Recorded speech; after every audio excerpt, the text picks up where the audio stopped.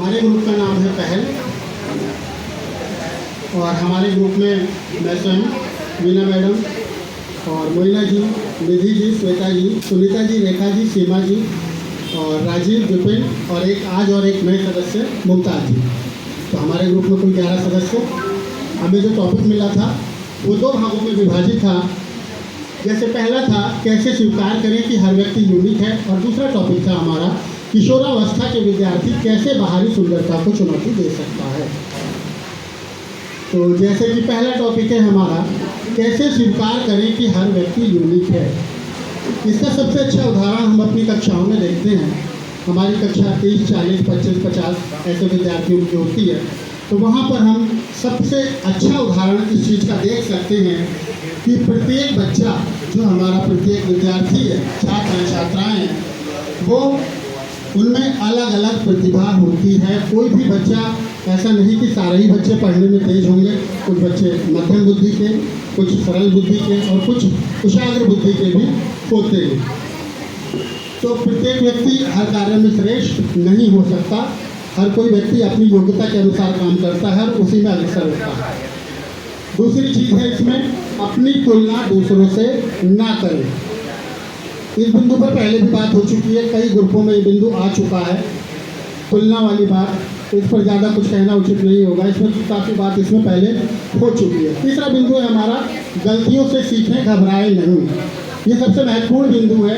होता क्या है, जब कोई भी व्यक्ति चाहे अपने ऊपर इस चीज़ को ढाल के देख लीजिए, अगर हम कोई नया कार्य करने जाते हैं तो नया कार्य अगर हम करते हैं तो उसमें ज़रूर संभव है, अगर हमें कार्य पूरी तरह नहीं आता, जब हम सीखने की स्टेज में होती हैं तो उसमें हमसे गलतियां होती हैं।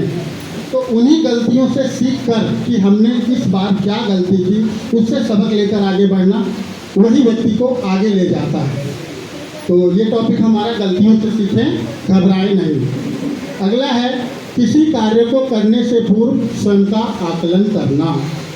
तो ये भी महत्वपूर्ण बिंदु है। कोई भी कार्य करने से पूर्व हमें पहले अपने स्वयं का आकलन कर लेना चाहिए कि हम उसके लिए सक्षम हैं या नहीं। जैसे प्रधान जी ने पहले वो बताया था हमें एक उदाहरण कि अगर कोई पहलवान जा रहा है, वो अपने वेट से ज़्यादा वेट उठा लेता है, वहाँ जाकर कोशिश करता है तो वो हड्डी ही तोड़वाएगा। तो वही चीज़ है, किसी को कार्य करने से पूर्व हमें अपने स्वयं का आकलन भी कर लेना चाहिए। तो और जो दूसरा हमारा बिंदु था उसके ऊपर अन्य कोई सदस्य हमारे प्रकाश डालेंगे।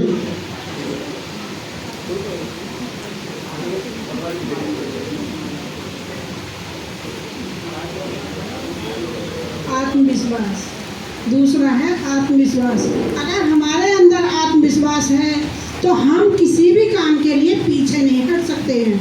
चाहे कितनी भी रुकावटें आए, कितने भी हमारे अंदर आगे जो है मुसीबतें आए, हम उन्हें जो है पार करके ही रहेंगे। कोई भी बाधा हमें रोक नहीं सकती है उस मंजिल तक पहुंचने के लिए। और आत्मविश्वास अगर हमारे अंदर नहीं है तो हमें कोई भी शिक्षक है, कोई भी समाज का श्रेष्ठ से श्रेष्ठ व्यक्ति है, वो उस मंजिल तक पहुंचा नहीं सकता। हमारे अंदर आत्मविश्वास होना बहुत ही आवश्यक है। इसमें अगला पॉइंट हमारे दिनचर्या में बदलाव करेंगे। आजकल हम देखते हैं कि हम स्वयं भी कहते तो हैं कि हम कल से घूमना शुरू करेंगे, कल से जाना शुरू करेंगे, लेकिन वो कल आता नहीं है। हम सोचते रह जाते हैं, अगले दिन उसी काम में लग जाते हैं, फिर अगले दिन सोचते हैं कि कल से करेंगे, लेकिन उस दिनचर्या को बदलाव करने की ज़रूरत है। यदि हम कुछ अपने अंदर भी परिवर्तन चाहते हैं तो उसे हमें करना होगा, अप्लाई करना होगा। ऐसे ही बच्चों में भी ये समझाना है उन्हें कि यदि आप कुछ चेंज करना चाहते हैं तो अपने आप को बदलाव की ओर लेके चलें। इसके बाद है मीडिया का उपयोग सही दिशा में करें। ऐसा हम देखते हैं कि आजकल की जो जनरेशन है वो जनरेशन एक आभासी दुनिया के अंदर जीवन विचरण कर रही है। उसे स्वयं नहीं पता है कि हम कहाँ हैं। माँ बाप अलग बैठे हैं, परिवार अलग बैठा है, बच्चा सिर्फ ये देखता है कि मोबाइल मिल के कोई कोना मिल जाए, मुझे देखे ना कोई। तो वो सिर्फ उसमें एक आभासी दुनिया में इतना खो गया है कि वो कुछ गेम ऐसे हैं, जैसा मैंने सुना है कि PUBG वगैरह के बच्चे जान तक दे देते हैं। तो आप कल्पना कीजिए कि उस चीज़ से बाहर निकालना कितना मुश्किल है, जो बच्चा स्वयं जान देने के लिए तैयार है उस गेम में फंसने के कारण।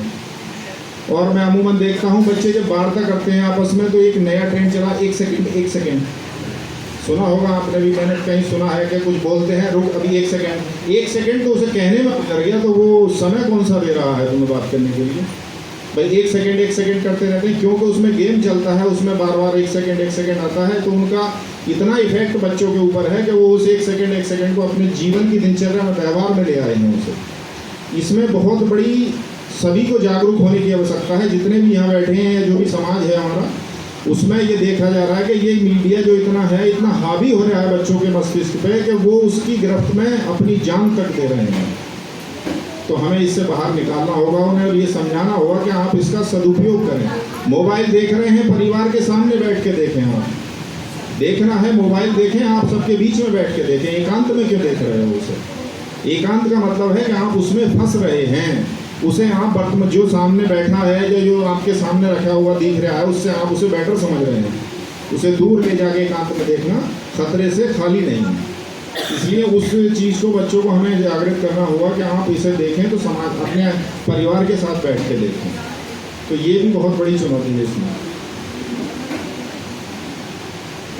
अगला बिंदु है महान व्यक्तियों की जीवनी के बारे में बताकर, जिससे वो उनके आदर्शों को अपनाएं और जो है बिना किसी, बहुत सारे उदाहरण है, जैसे APJ अब्दुल कलाम है, द्रौपदी मुर्मू है, भाई जो फिजिकली इतने सुंदर नहीं है लेकिन अपने टैलेंट की वजह से एक मुकाम पर पहुँचे। और अंत में 2 पंक्तियों के माध्यम से मैं अपनी वाणी को विराम देना चाहूँगा। गुण बड़े एक से एक प्रखर है छिपे मानवों के भीतर, मेहंदी में जैसे लाली हो, बत्ती का बीच उजियारी हो, बत्ती जो नहीं जलाता है रोशनी नहीं हो पाती।